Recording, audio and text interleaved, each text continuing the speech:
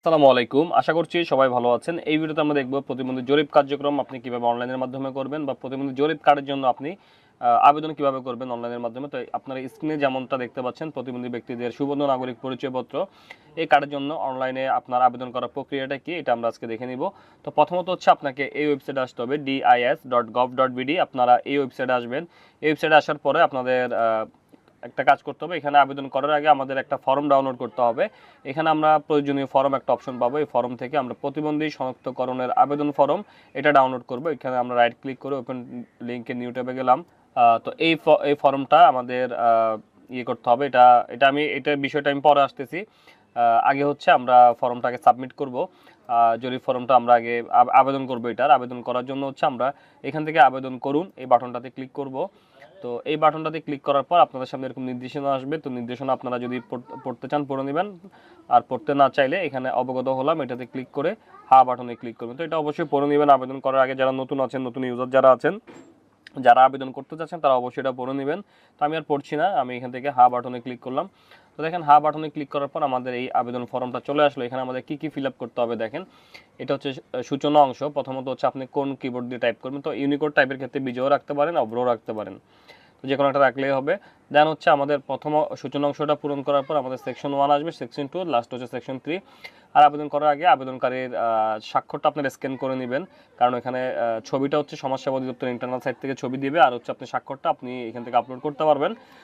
তো দেখেন এখানে কি কি লাগবে। এখানে আপনার বাংলা ইনফরমেশন এবং ইংলিশ ইনফরমেশন লাগবে। তো প্রথমত হচ্ছে আমরা দেখতে পাচ্ছি আবেদনকারীর নাম, এটা হচ্ছে ইংলিশ ক্যাপিটাল লেটার লিখতে হবে। এই পাশে হচ্ছে ইংলিশে, এই পাশে হচ্ছে বাংলায়। দেন হচ্ছে ন্যাশনালিটি, এটা অটো থাকবে। তারপর হচ্ছে এথেন্টিসিটি, এটা হচ্ছে আপনার জাতিসত্তা, আপনি বাঙালি নাকি চাকমা নাকি মারমা না ত্রিপুরা। আপনি এখান থেকে এটা সিলেক্ট করবেন। সিলেক্ট করার পর আপনার মায়ের নাম দিবেন ইংলিশে এবং বাংলায়, পিতার নামও ইংলিশ বাংলায়। তারপর হচ্ছে সাপোজ নেম, আপনার স্বামী বা স্ত্রীর নেম, 18 বছরের নিচে হলে এটা দরকার নাই। আর গার্ডিয়ানস নেম হচ্ছে আপনার যে প্রতিবন্ধী ব্যক্তি তার গার্ডিয়ান নামটা এখানে দিবেন। তারপর হচ্ছে তথ্য প্রদানকারীর নাম, এইখানে হচ্ছে তথ্য প্রদানকারীর নাম ইংলিশেও দিবেন, বাংলা দিবেন। প্রতিবন্ধী ব্যক্তির তথ্য যে প্রদান করতেছেন তার নাম দিবেন। প্রতিবন্ধী ব্যক্তি যদি নিজে হন সেক্ষেত্রে হচ্ছে আপনার নিজের নামটা লিখে দিবেন।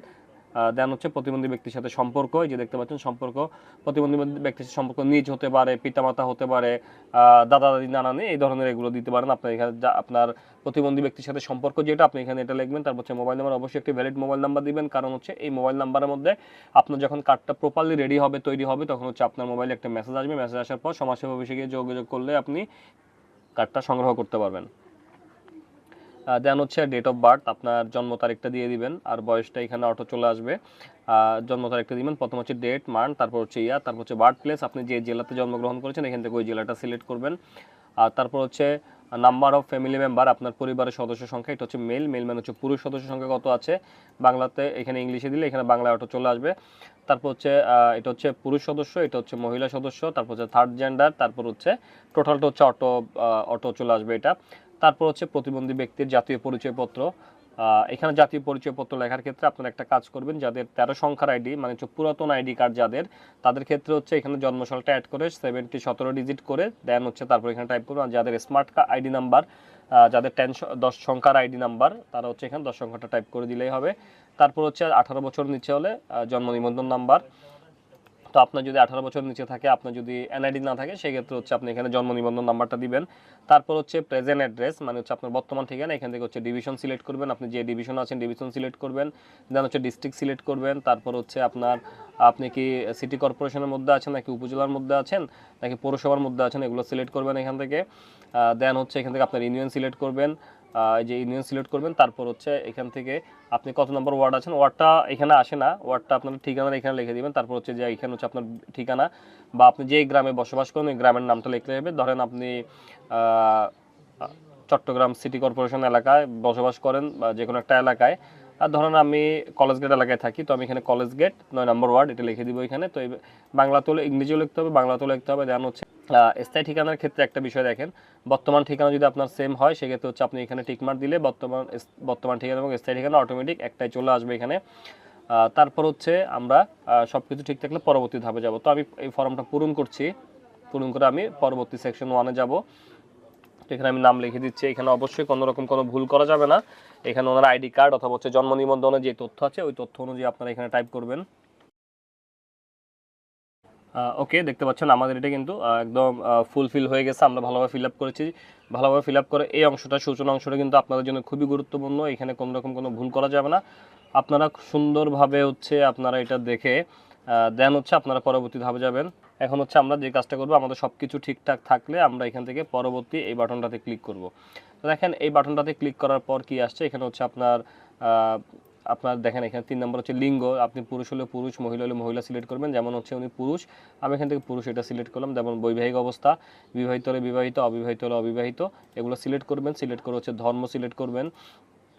তো এগুলো হচ্ছে প্রত্যেকটা এভাবে সিলেক্ট করবেন। তারপর হচ্ছে এখানে আবাসস্থল এলাকা, আপনি কোন অবস্থানে আছেন, যেমন হচ্ছে গ্রাম, শহর নাকি বস্তি এলাকা, তো এটা সিলেক্ট করবেন। তারপর হচ্ছে আবাসস্থলের ভৌগোলিক অবস্থা, আপনি সমতলে আছেন, হাওরে আছেন, উপকূলে আছেন, নাকি চরে আছেন, নাকি পাহাড়ে আছেন, নাকি বনে আছেন, না অন্য কোথাও আছেন। তারপর তারপর হচ্ছে শিক্ষাগত যোগ্যতা, আপনার শিক্ষাগত যোগ্যতা কি এটা দিবেন। যদি আপনি নিরক্ষর হন নিরক্ষর দিবেন। আপনার এখানে যতটুকু পর্যন্ত আপনি লেখাপড়া করছেন অতটুকু দিবেন। যদি আপনি নাম লিখতে পারেন সেক্ষেত্রে স্বাক্ষর দিবেন। তারপর হচ্ছে প্রতিবন্ধিতার কারণ, এখানে হচ্ছে জন্মগত হতে পারে, দুর্ঘটনা হতে পারে, অসুস্থতা হতে পারে, আপনি যে কারণে আপনার প্রতিবন্ধকতা সৃষ্টি হয়েছে আপনি ওটা এখানে সিলেক্ট করবেন। তারপর হচ্ছে নির্যাতনের বিবরণ, নির্যাতন আপনি কোনো শারীরিক বা মানসিকভাবে কোনো নির্যাতন হয়েছেন কিনা এটা এখান থেকে সিলেক্ট করবেন।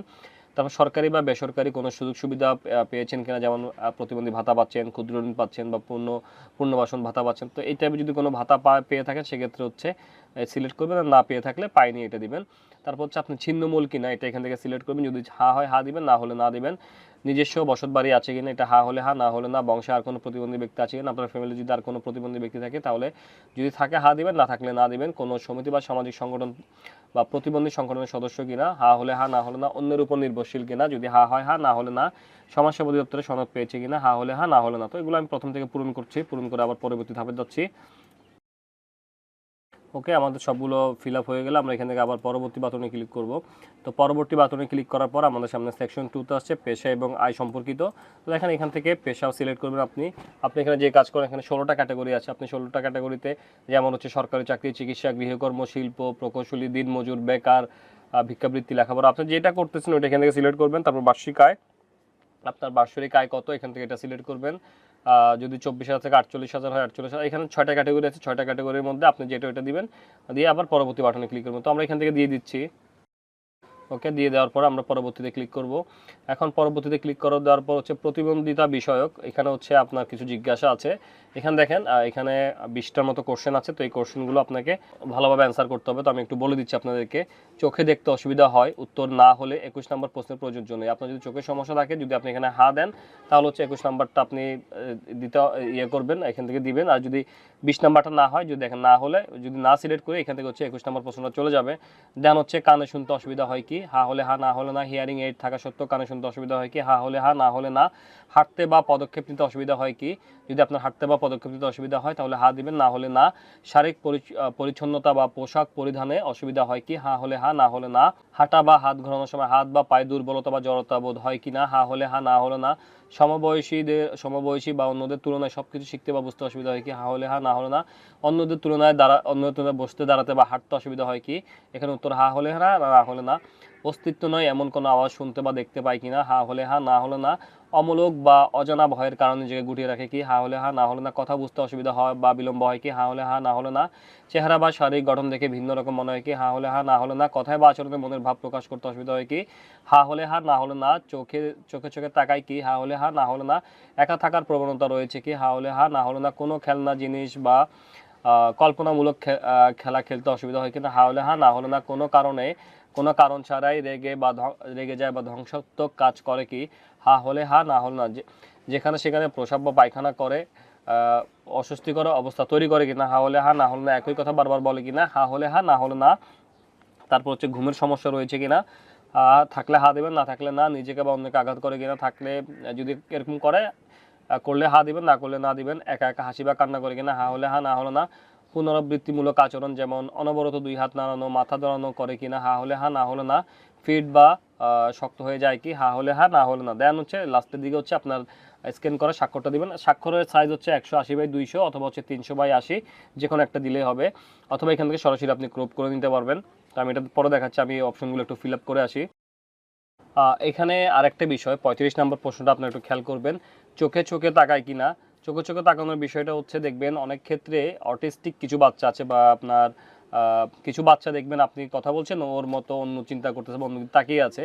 আর যারা স্ট্রেটলি আপনার চোখে চোখে তাকে আপনার ফেস টু ফেস কথা বলে তাদেরকে হচ্ছে হা দিবেন। আর যারা হচ্ছে একটু অটিস্টিক বা এই টাইপের যে বাচ্চাগুলো আছে ওই বাচ্চাগুলোকে হচ্ছে না ইয়ে দিবেন, হা সিলেক্ট করবেন। আর যারা চোখে চোখে তাকিয়ে আপনাকে আপনি যে প্রশ্নগুলো করছেন আপনাকে অ্যান্সার করছে তাদের ক্ষেত্রে হচ্ছে হা দিবেন। ওকে, মোটামুটি সবগুলো ফিল আপ হয়েছে। এখন হচ্ছে আমরা স্ক্যান করা স্বাক্ষরটা দিব অথবা এখান থেকে ক্রপ অ্যান্ড রিসাইজ ইমেজ। তো আমরা এখান থেকে এটাই সিলেক্ট করি, ক্রপ অ্যান্ড রিসাইজ ইমেজ। আমরা এটাতে ক্লিক করলাম। এটাতে ক্লিক করার পর আপনাকে নিয়ে আসবে এখানে ক্রপ অ্যান্ড রিসাইজ। আপনারা এই বাটনটাতে ক্লিক করার পরে ক্লিক করবেন, আগে হচ্ছে চুজ ফাইল এটাতে ক্লিক করবেন। এটাতে ক্লিক করে আপনার প্রতিবন্ধী ব্যক্তির যে স্বাক্ষর যেখানে আপনি রেখেছেন ওই লোকেশনে আপনি যাবেন। তো লোকেশনে গিয়ে আপনি স্বাক্ষরটাকে এভাবে সিলেক্ট করে ওপেন বাটনে ক্লিক করবেন। তো দেখতে পাচ্ছেন আমাদের সামনে কিন্তু স্বাক্ষরটা এখানে দেখা যাচ্ছে। আমরা এখান থেকে জাস্ট কি করব, যে এখান থেকে একটা দেখতে পাচ্ছেন প্লাস চিহ্ন দেখা যাচ্ছে। আমরা যতটুকু স্বাক্ষরটা রাখতে চাচ্ছি আমরা অতটুকু এইভাবে সিলেক্ট করে দিব, ক্রপ করে নিব আর কি। এইভাবে ক্রপ করা হয়ে গেলে এখানে ক্রপ অবজেক্ট রিসাইজ এটাতে ক্লিক করব। তো এটাতে ক্লিক করার পর দেখতে পাচ্ছেন এটা ক্রপ হয়ে গেছে। এখন হচ্ছে আমরা এখান থেকে সেভ চেঞ্জেস এটাতে ক্লিক করব। এটাতে ক্লিক করলে দেখতে পাচ্ছেন এই যে স্বাক্ষরটা কিন্তু দেখা যাচ্ছে। এবং আমরা এখন যে কাজটা করব, সব কিছু ঠিক থাকলে আমরা এখান থেকে দাখিল এই বাটনটাতে ক্লিক করব। তো দাখিল বাটনে ক্লিক করলাম। তো দেখতে পাচ্ছেন দাখিল বাটনে ক্লিক করার পর আপনার সামনে একটি ফর্ম নাম্বার চলে আসবে। ফর্ম নাম্বারটি আপনি অবশ্যই আপনি সংগ্রহে রাখবেন, সংরক্ষণ করবেন, প্রয়োজনে কোনো খাতায় বা কোনো ডায়েরিতে নোট করে রাখবেন। এটা নিয়ে সমাজসেবা অফিসে যেতে হবে, তো আমি এটা নোট করে রাখছি। ওকে, এখন হচ্ছে দেখেন এখানে একটি অনুলিপি ডাউনলোড করুন একটা অপশন আছে, এই অনুলিপিটা ডাউনলোড করবেন আপনারা। অনুলিপি ডাউনলোড এটার উপরে ক্লিক করবেন। এটার উপরে ক্লিক করলে আমাদের একটা পিডিএফ ফাইল ডাউনলোড হবে। তো এখানে হচ্ছে আপনি যে অফিস বরাবর আবেদন করেছেন ওই অফিসের নামটা কিন্তু এখানে শো হবে। তো দেখেন এখানে আপনারা কি করবেন, এই ফর্মটা আপনারা যখন অনলাইনে সাবমিট করবেন, সাবমিট করার পর আপনি এটা অবশ্যই প্রিন্ট কপি নেবেন। প্রিন্ট কপি নিয়ে সমাজসেবা অফিসে যাবেন। সমাজসেবা অফিসে গেলে আপনাদেরকে ঠিক এই যে ফর্মটা দেখা যাচ্ছেন, এই আমরা এতক্ষণ যে ফর্মটা ফিল আপ করলাম এই ফর্মটাই কিন্তু এটা হচ্ছে অফলাইন ফর্ম আর এটা হচ্ছে অনলাইন ফর্ম। অনলাইনটা পূরণ করে আপনি এই ফর্মটা প্রিন্ট আউট নিয়ে অথবা সরাসরি আপনি এই ফর্মটা নিয়ে এই যে এটা আমরা যেটা পিডিএফ ডাউনলোড করলাম এটা নিয়ে হচ্ছে আপনি সমাজসেবা অফিসে যাবেন। সমাজসেবা অফিসে গেলে আপনাকে এই ফর্মটা লিখে আপনার যে উপজেলা স্বাস্থ্য কমপ্লেক্স ওইখানে পাঠাবে। ওখান থেকে হচ্ছে আপনাকে এখানে ডাক্তারের স্বাক্ষর নিয়ে আসতে হবে অথবা সমাজসেবা অফিসের যে কোনো একজন ব্যক্তি আপনাকে উপজেলা স্বাস্থ্য কমপ্লেক্সে নিয়ে যাবে। নিয়ে আপনার এখানে ডাক্তার আপনাকে চেক আপ করবে। চেক আপ করে যদি দেখেন আপনি শারীরিক বা অন্যান্য যে কোনো, যে এখানে 10টা ক্যাটাগরি আছে, এখানে আপনি যেই ক্যাটাগরির প্রতিবন্ধী ব্যক্তি পর্যায়ে পড়েন ওইটা এখান থেকে ডাক্তার সিলেক্ট করে এখান থেকে আপনার প্রতিবন্ধী ধরনটা সিলেক্ট করে দিবে। এবং হচ্ছে ডাক্তার এখানে ওনার রেজিস্ট্রেশন নাম্বার সহ একটা স্বাক্ষর করে ডাক্তারের সিল দিবে। সিল দিয়ে দিলে আপনি এই ফর্মটা নিয়ে সমাজসেবা অফিসে জমা দিবেন। জমা দিলে আপনাকে এই ফর্মটার থেকে আপনি যেটা অনলাইনে সাবমিট করেছেন এটা থেকে আপনার এখানে আপনি একটা অংশ আছে আপনার এই যে নিচের অংশটি কেটে আবেদনকারীকে প্রদান করুন, এই অংশটা আপনাকে প্রদান করা হবে। এবং এখানে আপনার আবেদনটা যে রিসিভ করেছেন তার ওখানে সিল দিয়ে আপনার একটা স্বাক্ষর করে দিয়ে দিবে। এটা হচ্ছে আপনার প্রমাণক যে আপনি প্রতিবন্ধী সুবন্ধু নাগরিক কার্ডের জন্য আবেদন করেছেন। এই প্রসেসটা যদি আপনি মেনটেন করে যদি আপনি আবেদন করেন আপনার 100% আপনার সুবন্ধু নাগরিক কার্ড হবে। তো এভাবে মূলত হচ্ছে অনলাইনের মাধ্যমে সুবন্ধু নাগরিক আইডি কার্ডটা সাবমিট করতে হয়। আর এখানে আপনি কি কি প্রয়োজনীয় ডকুমেন্টস করবেন, অ্যাটাচ করবেন এটার সাথে দেখেন এখানে আবেদনপত্রটি হচ্ছে আপনাকে একটা তারিখ দিয়ে দেবে। এই তারিখের মধ্যে আপনি প্রয়োজনীয় কাগজপত্র সহকারে আপনি সমাজসেবা অফিসে যোগাযোগ করবেন। এখানে মূল জন্ম সনদ অথবা জাতীয় পরিচয়পত্র ফটোকপি, তারপর উপজেলা স্বাস্থ্য কমপ্লেক্স নির্ধারিত ডাক্তারের সংশ্লিষ্ট ডাক্তার কর্তৃক প্রত্যয়নপত্র। এই যে প্রত্যয়নপত্র হচ্ছে এটার মধ্যে ডাক্তার আপনাকে প্রত্যয়ন করবে যে এই যে দেখতে পাচ্ছেন এই জরিপে অন্তর্ভুক্ত ব্যক্তিকে পরীক্ষা করা হয়েছে তার এখানে আপনার রক্তের গ্রুপ দিবে। এবং হচ্ছে আপনি যে ধরনের প্রতিবন্ধী এখানে ডাক্তার সাহেব এটা লিখে দিবেন। এখানে লিখে হচ্ছে আপনার প্রতিবন্ধীর একটা মাত্রা আছে, এখানে দেখেন এখানে প্রতিবন্ধীর একটা মাত্রা আছে, এখানে মৃদু, মাঝারি এবং তীব্র আপনি যেই মাত্রা লিখে দিবে।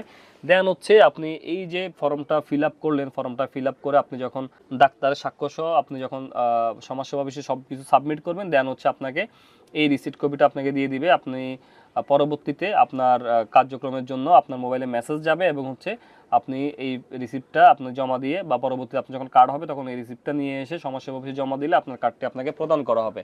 তো এই হলো সম্পূর্ণ প্রসেস, আপনি কিভাবে সুবন্ধু নাগরিক কার্ড, প্রতিবন্ধী নাগরিক কার্ড বা হচ্ছে আপনি জরিপ কার্ড যেটাই বলেন এটা আপনি কিভাবে সম্পন্ন করবেন। তো আশা করব ভিডিওটা আপনাদের ভালো লাগবে বা ভিডিওটা আপনাদের কাজে আসবে। যদি ভিডিওটা আপনাদের ভালো লাগে বা ভিডিওটা আপনাদের কাজে আসে বা উপকারে আসে, তাহলে আমাদের চ্যানেল এবং আমাদের ফেসবুক পেজটি ফলো করে আমাদের পাশে থাকবেন এবং প্রতিনিয়ত এই ধরনের আরও ইম্পর্টেন্ট ভিডিও পাওয়ার জন্য আমাদের চ্যানেলের নোটিফিকেশন বাটনটি অন করে রাখবেন। তো ধন্যবাদ সবাইকে, ভালো থাকবেন সবাই, সুস্থ থাকবেন। আল্লাহ হাফেজ, আসসালামু আলাইকুম।